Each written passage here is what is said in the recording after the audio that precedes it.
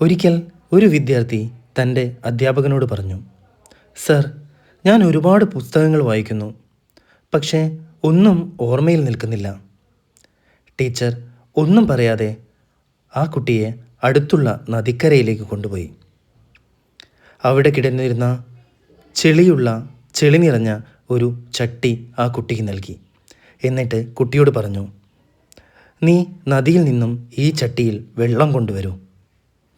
കുട്ടി പോയി. പക്ഷേ ആ ചട്ടിയിൽ ഒരു തുളയുണ്ടായിരുന്നു.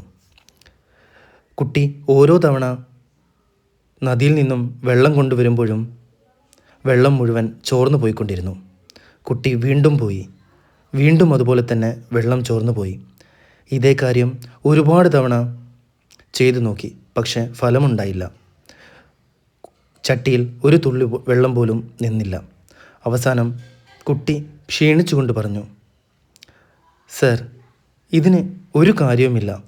ഈ ചട്ടിയിൽ ഒരു തുളയുണ്ട്, അതുകൊണ്ട് ഇതിൽ വെള്ളം നിൽക്കില്ല. അപ്പോൾ ആ അധ്യാപകൻ കുട്ടിയോട് പറഞ്ഞു, മോനെ, നീ ശ്രദ്ധിച്ചോ? ഈ ചട്ടി ആദ്യം എങ്ങനെയായിരുന്നു, ഇപ്പോൾ എങ്ങനെയുണ്ട്? എന്തു മാറ്റമാണ് ഇതിന് വന്നിരിക്കുന്നത്? കുട്ടി കൗതുകത്തോടു കൂടി ചട്ടിയിലേക്ക് നോക്കി. ചട്ടിയുടെ അകത്തും പുറത്തും വൃത്തിയായി മാറിയിരിക്കുന്നു.